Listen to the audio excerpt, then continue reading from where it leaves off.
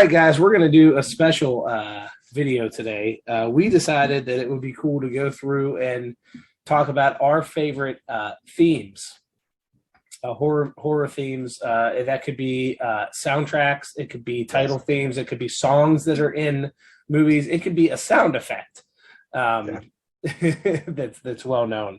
Very true. And we're going to do top 10. Your top 10 and my top 10 is going to be interesting. And I actually had some trouble because there were some things I didn't want to leave out that I felt like I know, man. You know, me too. So maybe we'll do some honorable mentions, but I say we dive right into it. Do you want to start with your number 10 and I'll give you mine? All right. I kind of wrote this and I didn't really have a specific order, but I like you, I threw in like pretty much anything Halloween related. So Halloween songs, Halloween music, something from a movie soundtrack. Yeah. I did all movies. I did all movies with mine. Okay. See, that's cool. Yeah. Okay. I will say this though. You talked about the old sound effects and stuff. I was at a halfway to Halloween flea market over the weekend, and this guy had a table set up, and he had all the old cassette tapes. Remember the cassette tapes with the orange sticker that said Halloween effects and stuff? Yeah, dude, he had those, and it was so cool to see them again. So I remember having a bunch of those too. Oh yeah, play those things through on Halloween. Oh yeah, dude, they were great. So my number 10 is an actual song, but I feel like it's one of those staples of Halloween time, and that's Michael Jackson's Thriller. I mean, oh yeah, of course. And you can kind of consider that a movie because they did make a mini movie out of the video. So right, I and it's always, I mean, show me a dance, like a Halloween dance party or party you go to, and that's not playing up on the TV or the screen or whatever, and they have the whole video and everything. Mm-hmm. So definitely, it's become its own classic. It's been parodied. It's been used over and over again. So yeah, definitely. Have you ever seen the Indian Thriller video? I have not. I did not. I will have to send that to you. Jesse and Anthony sent it to me years ago, and it's hilarious. I have to send it to you. Funny. Well, my number 10. Again, I did all movies. Everything on mine is movie based. Okay. And I started with number 10, and I put the whole Candyman soundtrack from Clive Barker's original film. Yeah, that's good stuff. That actually bumped off my list. Don't Fear the Reaper, which was in Halloween for a minute. Oh yeah, I thought was a nice little the Bluish or cult song. But I felt like the Candyman soundtrack in that movie became a character itself, kind of like what we say a lot about the John Carpenter soundtrack. So yeah, it to me set the tone for that movie, and so that was my number 10. That's a good one. All right, so number 9 for me is "Cry Little Sister" from the Lost Boys. Yes, you gotta. I mean, come on, about man. That one. Yeah. You gotta. That's just like a song that, for me, I jammed to that in October because I have my list. And I got my Spotify list ready to go over 5 hours of music. I'll be jamming all month, man. Well, shit, I'm probably in September, honestly. But that song is just a staple of that movie. It's just a good ass song, you know. And they remade that, like a remix of that too. And it actually was really good. They've had a few, and then I saw a movie recently. I forget what movie it was already that had that in it. Oh, really? Yeah, I'd have to figure out what it was though. I don't remember. A movie that wasn't Lost Boys? It wasn't Lost Boys, no, but they had it in, and I'm trying to remember. Maybe it was a show. If I remember, I'll let you know. But Wow. Yeah. Okay. That's something. All right. All right. Number 9 for me was the title theme for Scream. That's another example of it really set the atmosphere for that when they start and they're at the school and all the police and news people and everything are surrounding the school. I think that really kind of set the tone for that movie. Yeah. You know what else is good from that soundtrack too is I think his name's Nick Cave. That Red Right Hand song has always been really cool too. It's going to be on my list. Sweet. Oh, there you go. See? All right. Hey, my bad. No, you're good. I'm not saying nothing else. Spoiler alert. My bad. Number 8 for me is the Dickies, who did the title song for Killer Klowns from Outer Space. I love that movie, dude. Great movie. Yeah. That's actually the first time my wife and I ever had like an official date. She came over and we ordered a pizza. It was a real snowy night and we watched Nice. We watch Killer Clowns from Outer Space. Hell yeah, that's the ultimate date movie. Come on, yeah, man. it is. Hell yeah, dude. No, but that's always been a fun ass movie, and that theme is just, yeah. I always enjoyed it. That's on my Spotify list too, by the way. That's of course, along with the horror guys, should be on everybody's Spotify list. It should be. It should be. Just throwing that out there. Throw it on there. Just subscribe, and it'll be on your list, and you can take a break from music, and or if you prefer Apple iTunes or any other podcast network, that's fine too. That's right.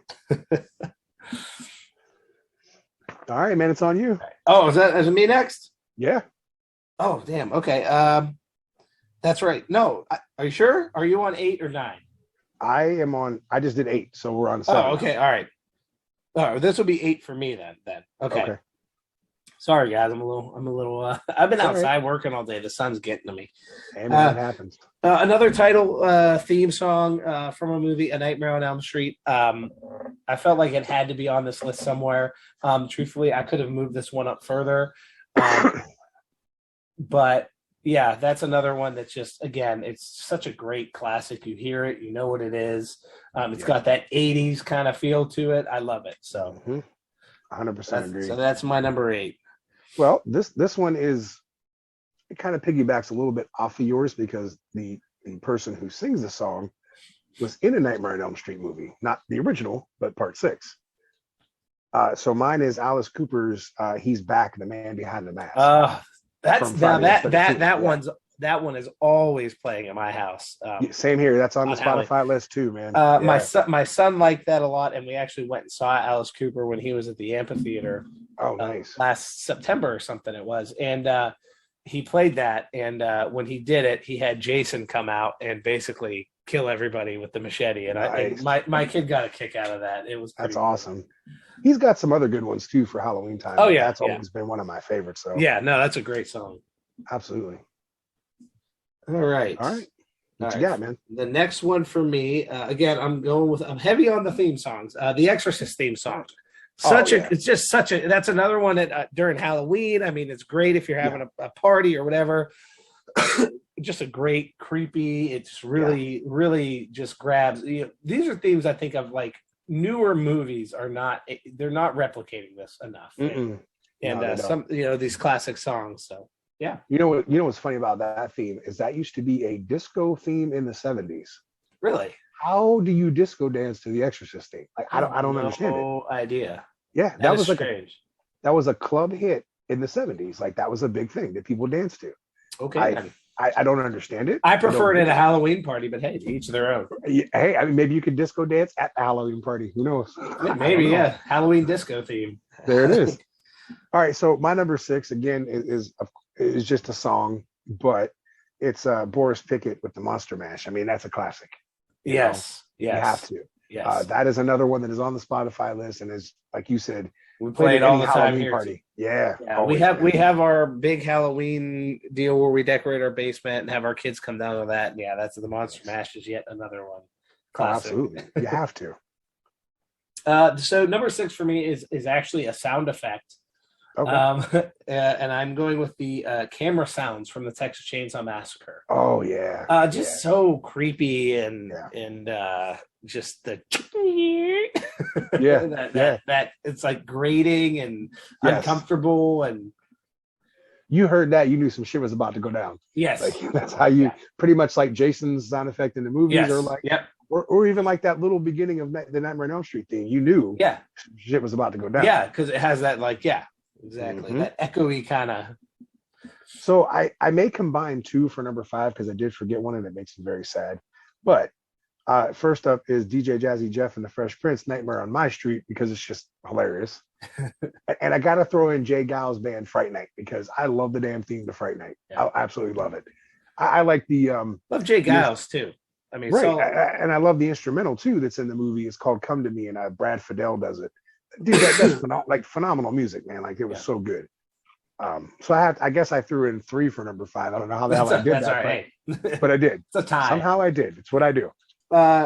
Number 5 for me is the use of, and this is actually probably the first thing on here that's not really was not really meant to be a horror song. but became one by default, is Mr. Sandman from Halloween 2. Oh yeah, I mean, I almost put that on mine too. Yeah, I almost did. I mean, tell me if you're a horror fan, you don't think of Halloween 2 every time. That song is creepy now because of that. Yes.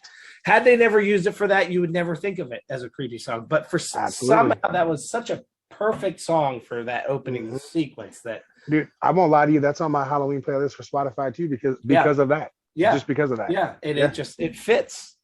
Yes. Some of that stuff you can take. Jeepers Creepers did it with the original version of the song Jeepers Creepers. It made it creepy as shit too. There's another one. Yeah. I mean, it's the same thing, dude. You can any movie can take these old songs and throw them in there, and then you watch that. Although that song is a little creepy on its own, Jeepers Creepers. A little bit. Yeah, right. No, I agree. That is a little. But but you're right. That it fit in perfectly. Yeah, great use of an older song. So number 4 for me, I'm jumping back to the world of Friday the 13th. And I have to go with part 3's disco horror theme because it's the coolest theme ever in a Friday the 13th movie. I could see you dancing at a disco to that. Well, that would make more sense. Yeah. Not I don't the Exorcist know. Theme. No, not at all. But that theme was just, dude, it made you want to like dance. Like Jason should be dancing in the beginning of that movie because that song is so damn good. Plus the movie was in 3D and it was cool as shit. Right. So you gotta love it, man. Number 4 for me. Here's our spoiler: Red Right Hand from Scream. I felt like that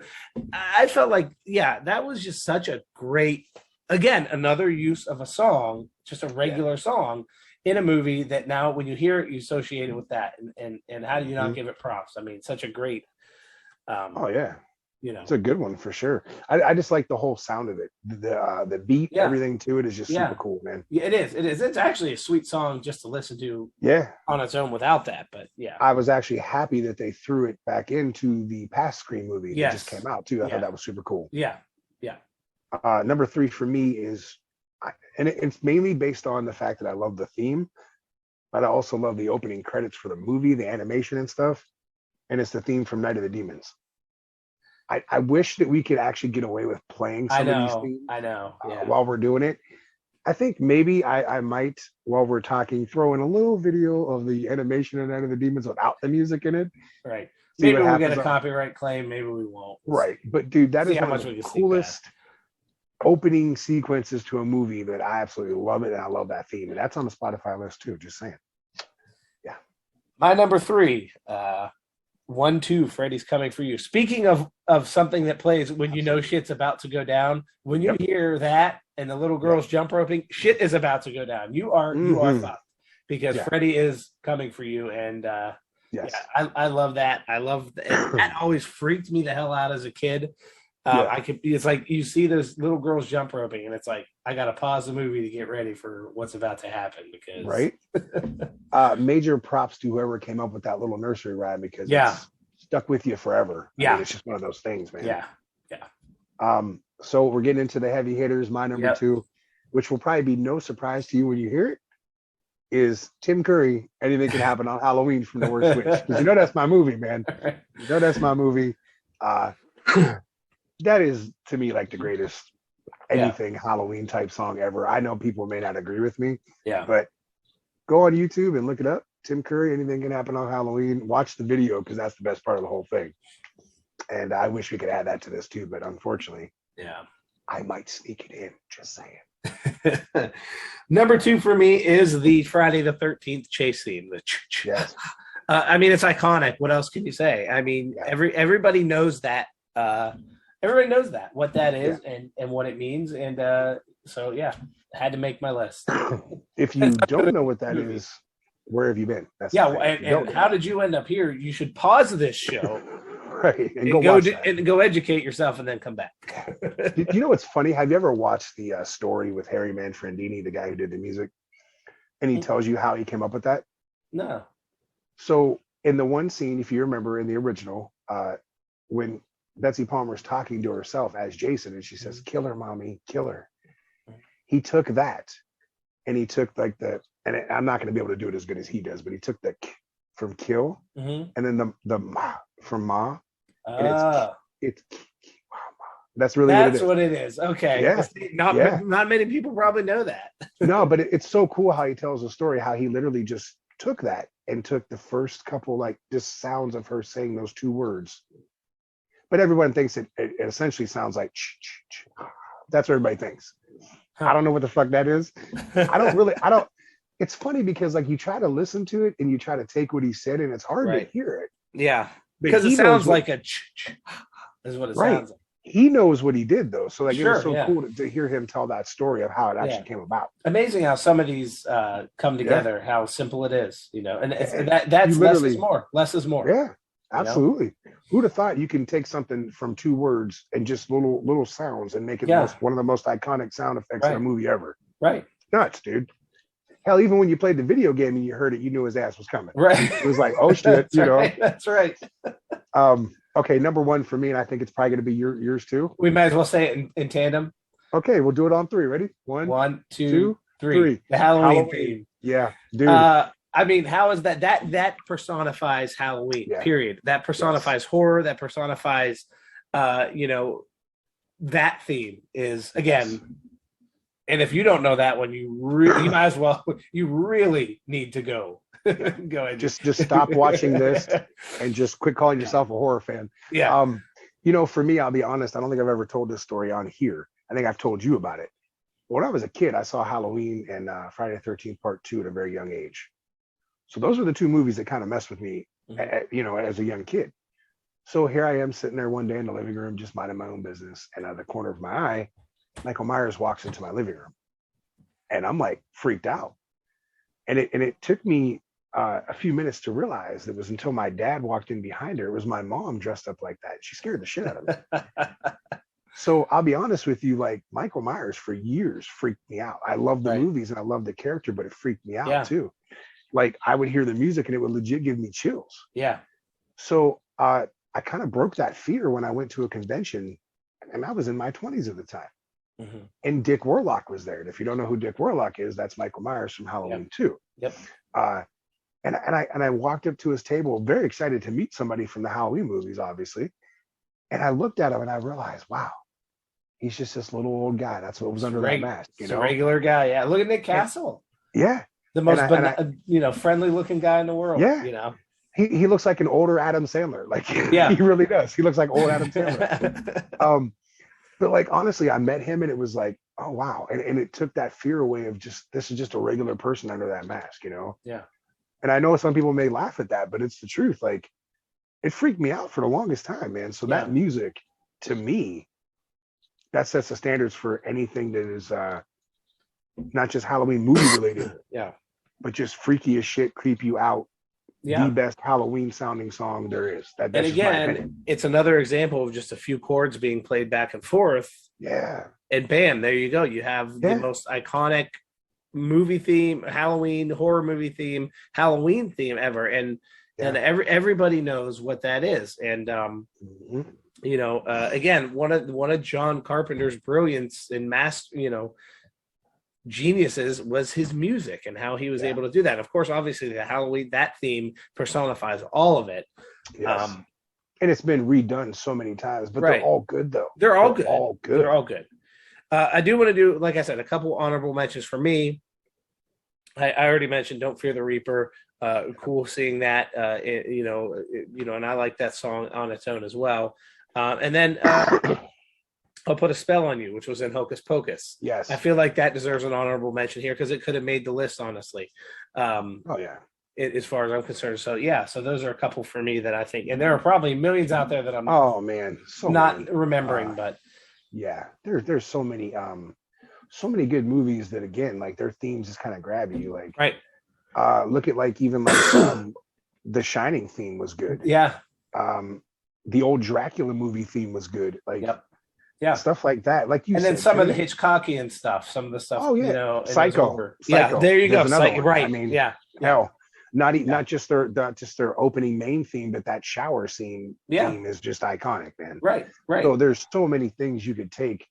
And again, you're right though. Like today's movies don't really give you that cool theme that you want to listen to over and over again. It's all it's just different. It doesn't have that. that it doesn't hit the same way. And maybe Stuff we'll get something eventually, but stuff from the 70s, the 80s, the 90s, and it kind of stops there. I mean, it really does. Other than like, and Scream was 96, so I was gonna say other than like some of that stuff, but even that was 96, and that was really, the most recent thing I did.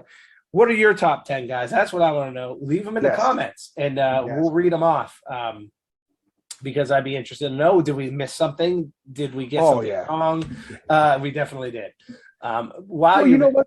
I don't think we did anything wrong because it's there's just too many, right? Yeah, and there's just too many. We could have sat here all day and probably listed every entire single song in the world that we like, and we'd be here for the rest of our lives. Right. There's so much good stuff out there. Yeah. I mean, you know what? Just seeing it behind your head, Jaws. There's another one. Exactly. But I want to know what you guys think. I want you to give us your list. It doesn't have to be 10, or it could be your number 1, whatever. Let us know. And while you're doing it, subscribe. Hit the like button and subscribe. We hit 126, and I want to thank you guys for that. We're as of this recording, we're at 126. It's like we hit 100, and then since then, like a week later, 26 more. That's really cool. Our last set of videos, we were 3 away from hitting 100, and then when I was editing them, we actually hit 100. Yeah. So we put a thank you and stuff in the videos, and as I did that, it actually went up more.